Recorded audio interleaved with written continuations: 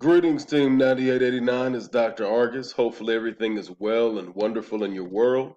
Coming at you with another Tuesday 2.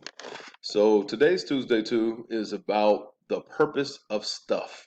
In this case, the purpose of the ODOP and the purpose of writing in a certain style. Our style is very practical, less pragmatic and more practical. That being said, I have to fall on my sword for not updating the syllabi when I was making the adjustments to ODOP, not adjusting and by removing the requirement to make changes in red or blue from your part one when you submit your part two, and then again, both of those when you submit your part three. Don't do it. Just submit the question responses for ODOP 2 in APA format 7. That's it. Reminder everybody about the running heads. That also a reminder about the utilization of subtext areas. You definitely still need to use subheadings when you're breaking down your information. Again, you may not make it, like a middle school paper where you're writing out the full question and responding in prompt form to the full question. That's okay. No one's expecting that. But still give us some structure and some organization to that. I know for many of our team members, it's been a while since grad school. And so you even had to write something in some time. So we're going to continue to incrementally work on the some of the subtle skills. I believe there's a writing class. There's other stuff that you're going to take as part of your executive ed D. But just getting our feet wet, wrapping our minds around the fact that the rules that we're abiding are APA Style 7, and that in this case, instead of this being just a compliance paper where you have part one, and then we talked about it in our sessions in the past day or two, and now you got a slightly different change, a new idea, new way of coming at it. All right, now I'm going to make these adjustments in red and blue to part one, and then I'm also going to write part two. And I'll put my part two and my part one into one new document that I submit this Thursday. No, do not do that. Instead, just purely write your part two.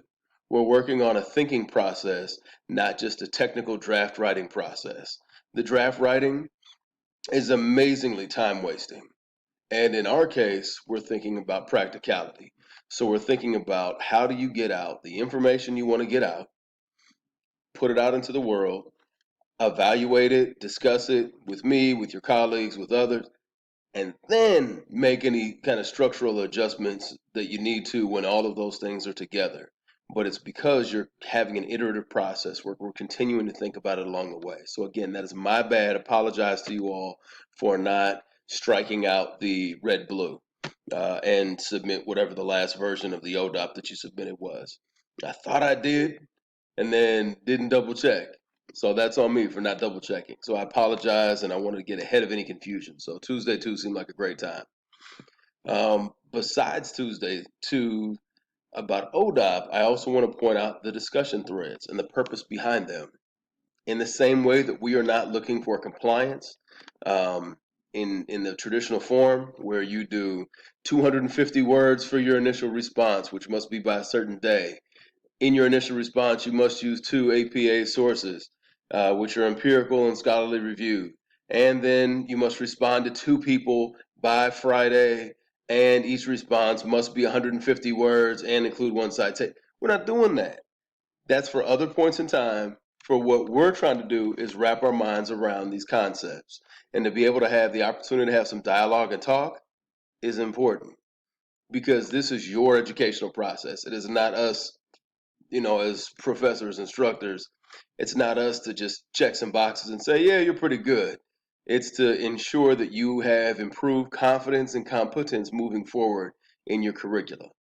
So again, saying that to you, this is about you and how you get a benefit. I've tried so hard to stay out of that thread as there's been some organic dialogue, and I also know folks kind of got to meet up last week and process and discuss some things, namely ODOT Part 1. As I said, the average grade for the ODOPs from those that I scored at that time was about an A minus. So again, we're doing fine. But another thing to remember, as I've shared in our individual sessions, you do not need to have a score for every part, for part one, for part two, for part three.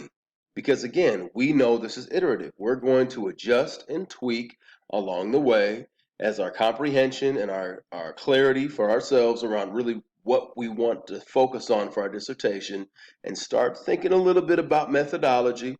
Again, I've shared some ideas with some folks, but you're still going to have research professors. Hopefully, I'll be one of them.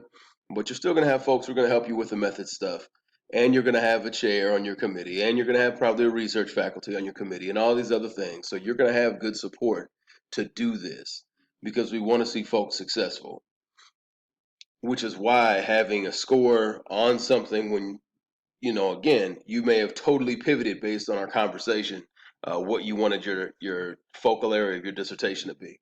Totally adjusted it or tighten it way down. And so the things that you had written were a little more global, a little more pie in the sky. Or maybe you were really on the money, but it was a terrible dissertation idea, and you were going to be here for 20 years trying to get through everything you needed to get through.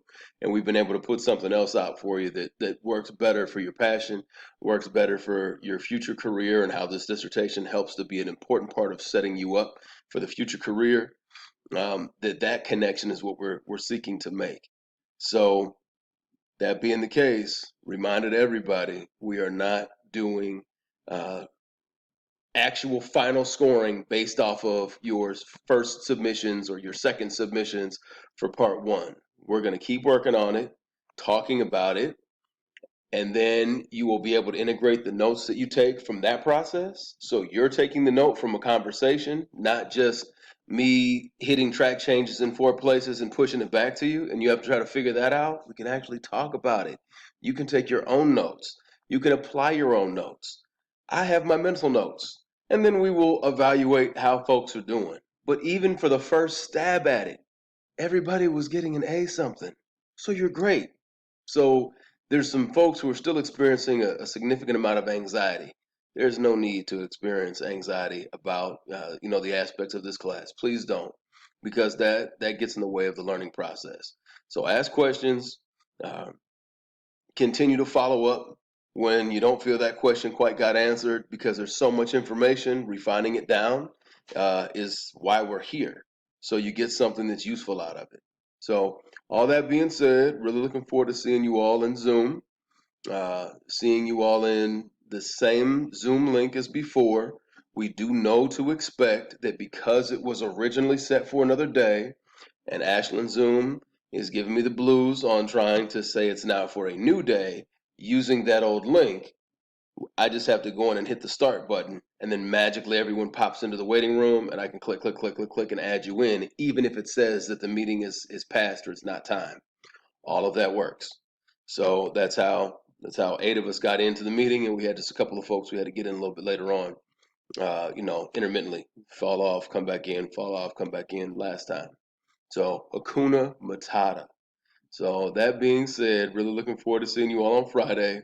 And I know we have a couple of phone calls and Zoom meetings for some people who had to make up from either the 5th or the 6th. So those are all totally personal and private. Feel free to jump on my Calendly so we can get those set up, because I am keeping the master tracking. And if we have a makeup meeting on another day, I will still allow that to include you in the attendance taking part of this course for the 5th and the 6th. So there it is. I'll catch you all on Friday. Have good weeks.